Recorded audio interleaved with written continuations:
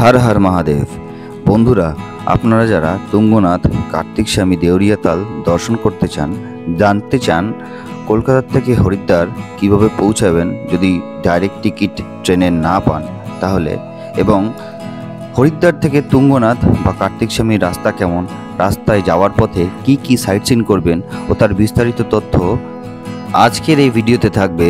আমরা কলকাতা থেকে হরিদ্বার কিভাবে পৌঁছালাম, সেইখান থেকে আমরা কিভাবে পরের দিন কার্তিক স্বামী পৌঁছালাম, মাঝখানে কি দেখলাম, তার সমস্ত ডিটেলস থাকবে এই ভিডিওতে।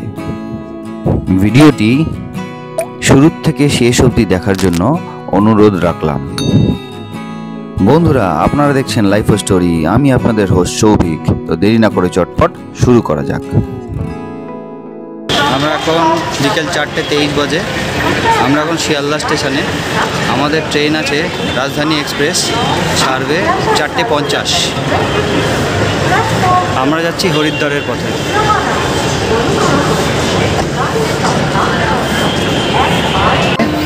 প্রথম গন্তব্য দিল্লি, সেখান থেকে শতাব্দী আছে, সেটা ধরে আমরা হরিদ্বার যাব। 4:50 টাইম, 12 নম্বর প্ল্যাটফর্ম থেকে ছাড়বে। অলরেডি ট্রেন দিয়ে দিয়েছে, আমরা উঠে পড়েছি। আমি এসেছিলাম একটু বিরিয়ানি কিনতে, বিরিয়ানি কিনে ট্রেনে ব্যাক করছি, সেখানে তোমাদের সাথে কথা হবে।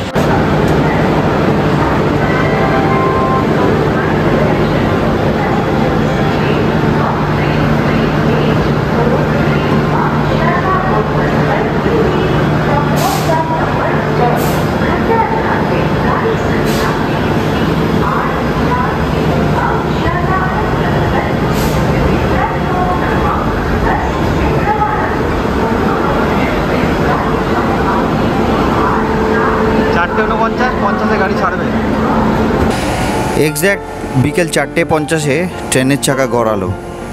17 ঘন্টা পর নিউ দিল্লি স্টেশনে পৌঁছাবে। দেখা হবে নিউ দিল্লি স্টেশনে। এখন সকাল 5:10, আমরা কানপুর জংশন স্টেশনে রয়েছি। এই ট্রেনটা দুর্গাপুর, আসানসোল, ধানবাদ, গয়া, মোগলসরাই, কানপুরের পর দিল্লি লাস্ট স্টপ। এই যাত্রাপথ 1457 কিলোমিটারের। গাড়ি রাইট টাইমে যাচ্ছে মোটামুটি। আমরা এখন নিউ দিল্লি স্টেশনে এসেছি। সকাল 10:40 বাজে। গাড়ি 10 মিনিট আগেই পৌঁছে দিয়েছি নির্ধারিত সময়ে। আমরা শিয়ালদা নিউ দিল্লি রাজধানী এক্সপ্রেসে এসেছি। কালকে শিয়ালদায় চেপেছিলাম বিকেল 4:50, আজকে 10:50 মধ্যে পৌঁছে দিয়েছি। এখন আমরা নিউ দিল্লি স্টেশনে আছি, ওয়েটিং রুমে যাব। ওইখান থেকে আমরা ওয়েট করব। আমাদের জনশতাব্দী আছে 3:30 সময়, সেই ট্রেন আমরা ধরব। চলো দেখতে দেখতে কথা হচ্ছে।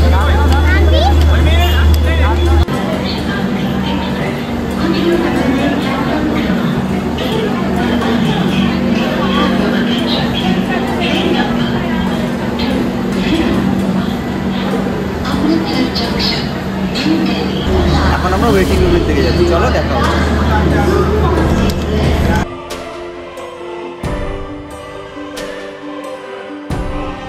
একাদশীর দিন ওয়েটিং রুম পুরো হাউসফুল।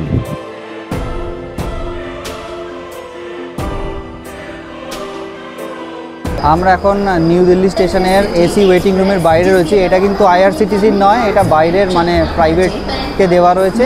এখানে কিন্তু বসতে চার্জ লাগে আর কি, শুধু এসি টিকিট দেখালে হবে না। এখানে আপনার ঘন্টা পিছু 20 টাকা অ্যাডাল্টদের জন্য, আর বাচ্চাদের জন্য হচ্ছে 10 টাকা। তা আমরা 3 ঘন্টা ছিলাম, তো আমাদের 150 টাকা লেগেছে। এখন আমরা বাইরে দাঁড়িয়ে রয়েছি, আর কিছুক্ষণের মধ্যে আমাদের গাড়ি দেবে। তো আমরা 11 নম্বর প্ল্যাটফর্মের দিকে যাব। এইবার আমরা জনশতাব্দী ট্রেনে উঠব, হরিদ্বার আমরা যাব।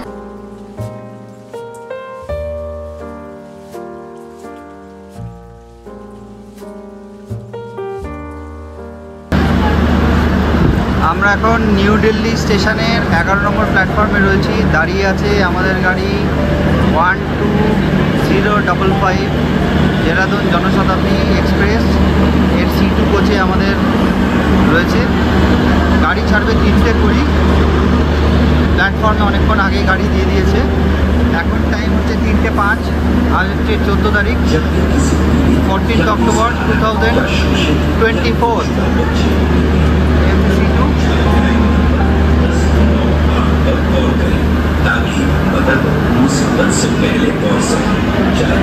এর নির্ধারিত সময় 3:20 আর গাড়িটা যে বড্ড নোংরা, ঠিক আছে। আর এটা হরিদ্বার পৌঁছাবে 7:30। ভিতরটা দেখাই।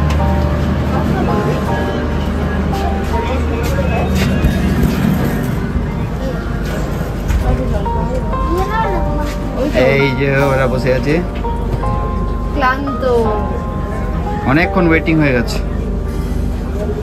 দাঁতটা রকম ভেঙাচ্ছিস কেন? হনুমান চিরি লাগছে।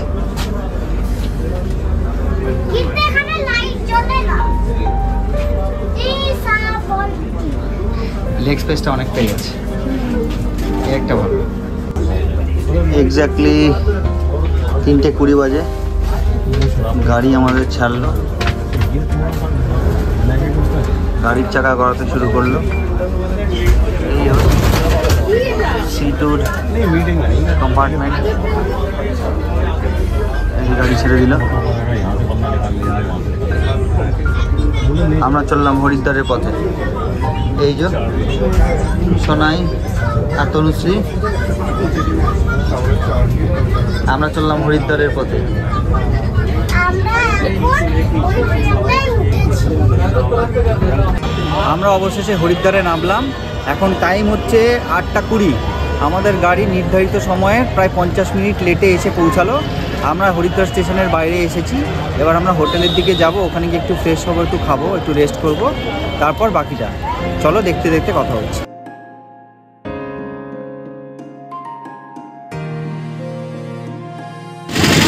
অবশেষে হরিদ্বারে পৌঁছেছি। এখন জাস্ট হোটেলে চেক ইন করে লাগেজটা রেখেই কোনো রকমে বেরিয়েছি একটু মার্কেটে, কারণ ঘরের জন্য একটু প্যাড়া নেব। তো আমাদের হোটেলের লোককে জিজ্ঞেস করলাম, উনি বললেন, হোটেলের মালিক উনি বললেন যে মথুরাওয়ালা বাজারের মধ্যে সবচেয়ে বেস্ট দোকান প্যাড়ার জন্য। তাই আমি এই রিক্সা কাকাকে ধরেছি, এ বললো আমাকে প্যাড়ার মানে বন্দোবস্ত করিয়ে দেবে। যাচ্ছি আমি এখন।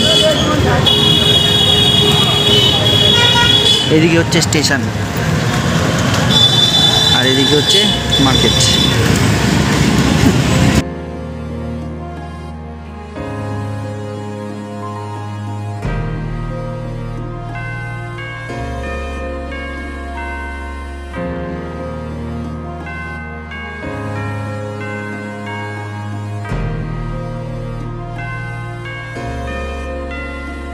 আজকে আমাদের ডেস্টিনেশনে পৌঁছে একটা হোটেলে বুকিং করে আমরা ফ্রেশ হয়ে একটা রেস্টুরেন্টে আমরা এখন ডিনার করতে এসেছি। আর আরও একটা কথা, এখানে শুধু ভেজই পাওয়া যায়, নন ভেজ পাওয়া যায় না। আমরা এখন অমৃতসরি ধাবা, মানে যা হরিদ্বার স্টেশন জাস্ট অপোজিটে অমৃতসরি ধাবা, এখানে আমরা এসেছি। এখানে আমরা অর্ডার করেছি বাটার নান, অমৃতসরি পনির আর একটা প্লেন দোসা। এগুলোর রেট মোটামুটি ওই অমৃতসরি পনিরটা হচ্ছে 320 টাকা এক প্লেট, আর বাটার নান হচ্ছে 60 টাকা পিস, আর একটা দোসা হচ্ছে 100 টাকা। তো আসুক, আজকে আইটেমগুলো দেখাচ্ছি তোমাদের।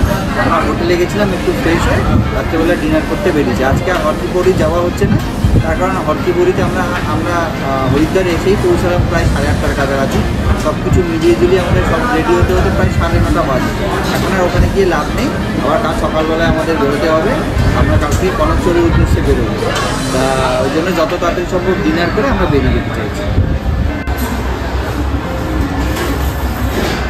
এই হচ্ছে ভিতরের অ্যাম্বিয়েন্সটা, বেশ সুন্দর সাজানো গোছানো বেরিয়েছে। ভালো।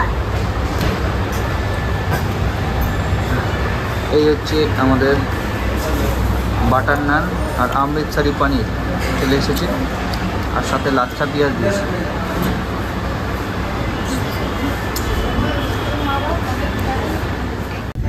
আজকে 15 তারিখ। আমরা আজকে সকালবেলা হরিদ্বারে হোটেল চেক আউট করে কনকচৌরির উদ্দেশ্যে রওনা দিয়েছি।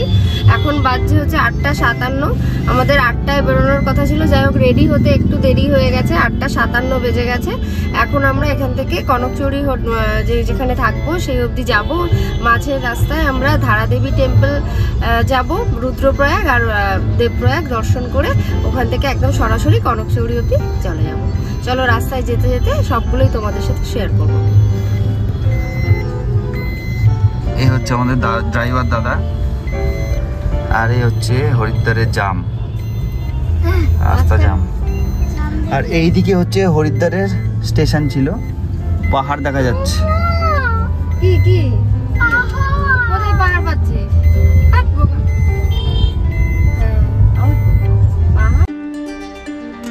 আমরা যেতে যেতে রাস্তায় দেখব দুটি প্রয়াগ, পঞ্চপ্রয়াগের মধ্যে শেষ দুটি প্রয়াগ আমরা দেখব ও ধারী মাতার মন্দির। আমাদের যাত্রা শুরু হবে হরিদ্বার থেকে। হরিদ্বারকে বলা হয় চারধাম যাত্রার প্রবেশদ্বার।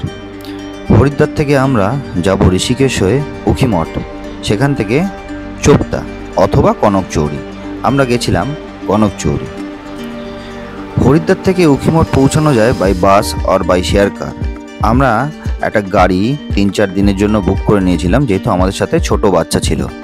যাত্রা শুরু করতে হবে অনেক সকাল সকাল। হরিদ্বার থেকে কনকচৌরির ডিস্টেন্স 197 কিলোমিটার।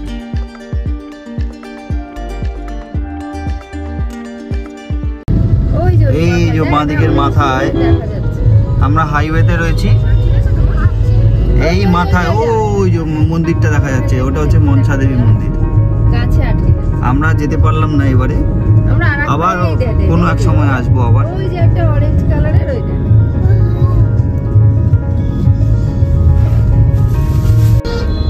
এই হচ্ছে হরকিপৌরি ঘাট। কি অবস্থা হয়ে গেছে, জল শুকিয়ে গেছে। জল নেই, একদম জল আটকে দিয়েছে। আর ওই উপরে হচ্ছে মনসা দেবী মন্দির।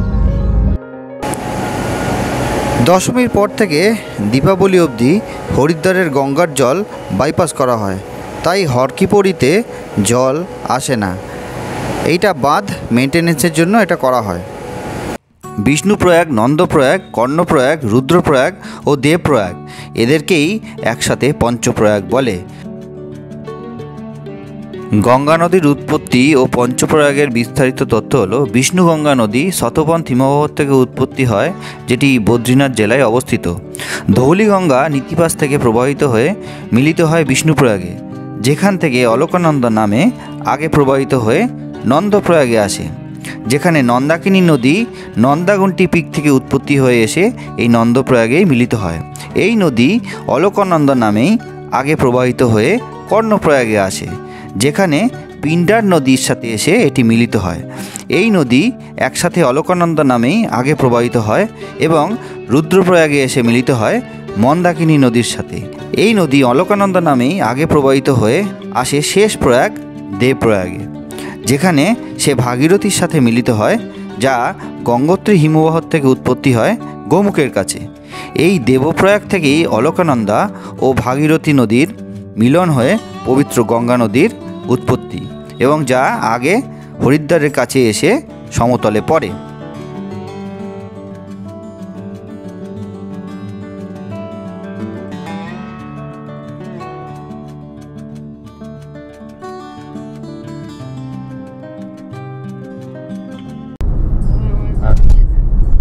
রাজাজি পার্ক শেষ হয়ে গেল।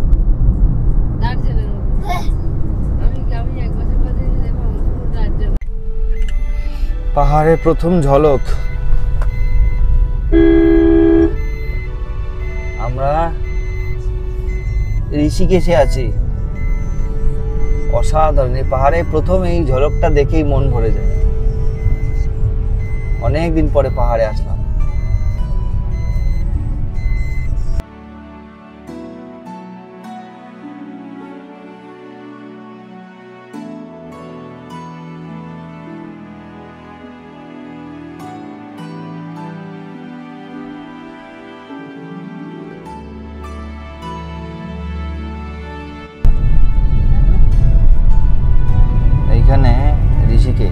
ঋষিকেশে প্রচুর রাফটিংয়ের অপশানও রয়েছে, রিভার রাফটিং করা যায়।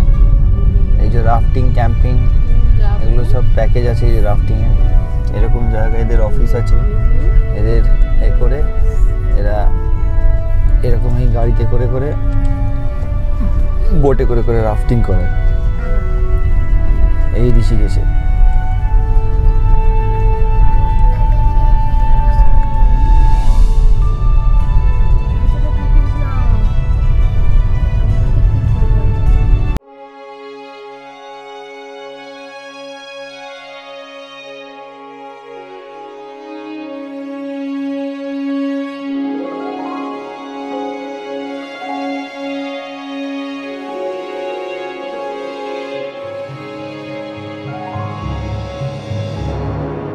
এটা হলো ভারতবর্ষের উচ্চতম বাঞ্জি জাম্পিং স্পট।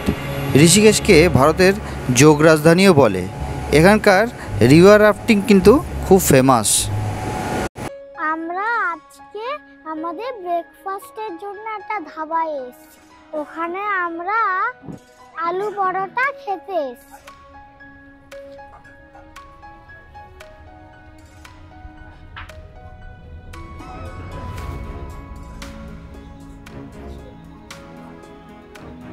আলুর পরোটা চলে এসছে, 60 টাকা পিস।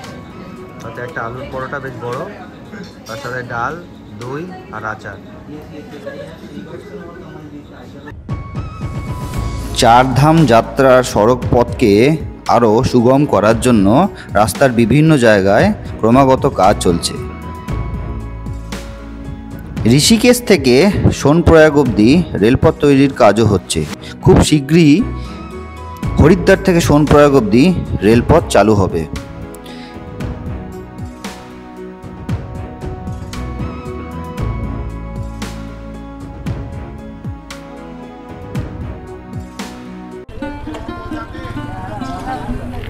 গুড মর্নিং, আমরা এখন দেবপ্রয়াগে আছি।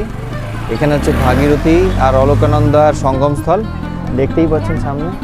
অসাধারণ একটা জায়গা, খুব সুন্দর। হরিদ্বার থেকে ঋষিকেশ হয়ে 70 কিলোমিটার গেলে পৌঁছাবো দেবপ্রয়াগ। এখানে ডান দিক থেকে অলকানন্দা ও বাম দিক থেকে ভাগীরথী আসে এবং এইখানেই পবিত্র গঙ্গা নামে নদী আগে প্রবাহিত হয়।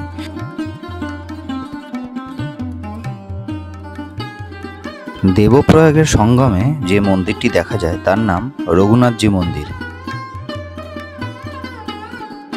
আমরা এখান থেকে এখন কনকচৌরি যাব, প্রায় 100 কিলোমিটার এখান থেকে।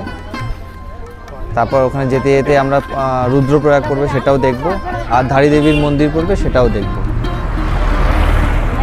দেবপ্রয়াগ থেকে 30 কিলোমিটার পরে শ্রীনগর আসে। সেখান থেকে 10 কিলোমিটার পরে আসবে ধারী দেবীর মন্দির, যাকে চারধামের রক্ষাকর্তাও বলা হয়।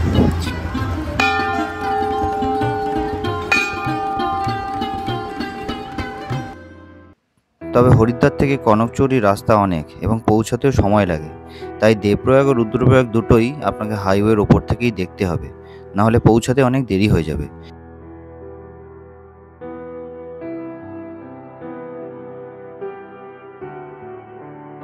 এই মন্দিরটি অলকানন্দার মাঝে অবস্থিত। এই মন্দিরের বিশেষত্ব হলো নিত্যদিনই নাকি একটি বিশেষ ঘটনা ঘটে চলেছে এই দেবীর মূর্তির মধ্যে। স্থানীয়দের মতে মূর্তিটি আসলে দেখতে লাগে সকালবেলায় বাচ্চার মতন, বিকেলবেলায় যুবতীর মতো এবং সন্ধ্যাবেলায় এক বৃদ্ধা মহিলার মতন। স্থানীয়দের মতে ধারীমা চারধামের রক্ষাকর্তা। ওখানকার পুরোহিতরা মনে করেন যে মায়ের মন্দির স্থাপন হয় দ্রাপর যুগে পর থেকে। 2013 সালে এই মন্দিরটি ভেঙে ফেলা হয়েছিল হাইড্রো প্রজেক্টের জন্য ও মায়ের মূর্তিকে সরিয়ে আনা হয় তার আসল পজিশন থেকে। 16 জুন সন্ধ্যায় মূর্তি সরানো হয় এবং তার কয়েক ঘন্টা পরেই উত্তরাখণ্ডের চোরাবালি গ্লেশিয়ার ভেঙে এক ভয়াবহ বন্যার সৃষ্টি হয়, যা আমরা সকলেই জানি। মা যেহেতু চারধামকে রক্ষা করেন, তাই কেদারনাথ মন্দিরে কোনো ক্ষতি হয়নি, এটাই স্থানীয়দের মত। পরে ধারী মায়ের মন্দির পুনরায় স্থাপন করা হয় এবং সেই জায়গায় মায়ের মূর্তিটিকে যথাস্থানে আবার রাখা হয়। এখানে আপনারা স্পিড বোট রাইড করতে পারেন। এই মন্দির দর্শন করার পর আমরা আগের দিকে এগোলাম। এখান থেকে 20 কিলোমিটার দূরে আসবে রুদ্রপ্রয়াগ। সেখানে রাস্তা বাইপাস করে আগে যেতে হবে। এইখানে অলকানন্দা নদী ও মন্দাকিনী নদীর মিলন হয়। এই হচ্ছে রুদ্রপ্রয়াগ, এটা মন্দাকিনী, আর ওইটা হচ্ছে অলকানন্দা। অসাধারণ জায়গা। আর এটা দেখার জন্য একটা অবজারভেশন পয়েন্ট আছে, এটা তোমাদের দেখিয়ে দিচ্ছি।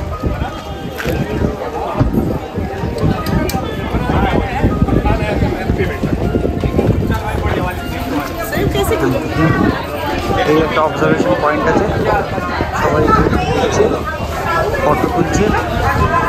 এখানে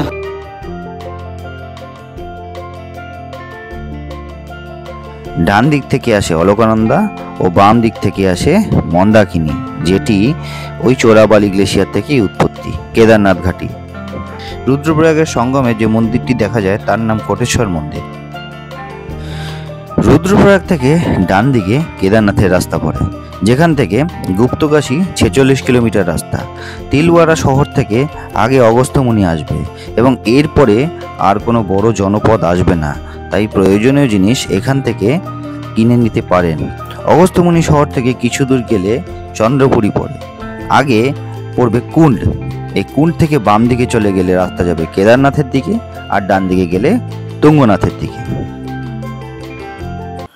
কনকচৌরি যাওয়ার পথে আমরা এই জায়গাটা আমাদের খুব ভালো লাগে, তাই আমরা ড্রাইভার দাদাকে বলি, উনি গাড়িটা দাঁড় করায়, আমরা একটু ব্রেক নিই এবং এখানে কিছুটা টাইম স্পেন্ড করি। খুবই রিফ্রেশিং এই জায়গাটা।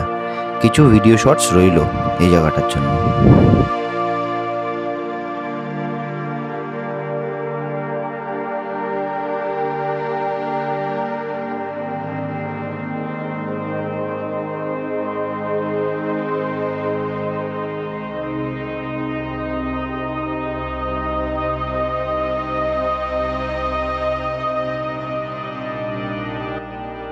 বহুদিন ধরে, বহু ক্রোশ দূরে, বহু ব্যয় করি, বহু দেশ ঘুরে, দেখিতে গিয়েছি পর্বতমালা, দেখিতে গিয়েছি সিন্ধু, দেখা হয় নাই চক্ষু মেলিয়া, ঘর হতে শুধু 2 পা ফেলিয়া, একটি ধানের শীষের উপরে একটি শিশির বিন্দু।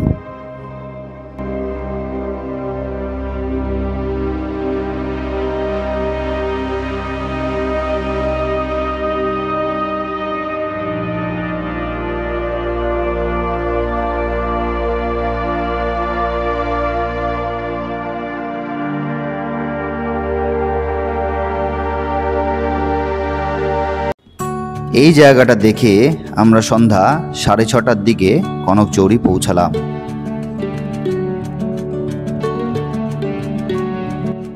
আশা করি ভিডিওটি আপনাদের ভালো লাগবে এবং অনেক ইনফরমেশন সহ আপনাদের অনেক কাজে লাগবে।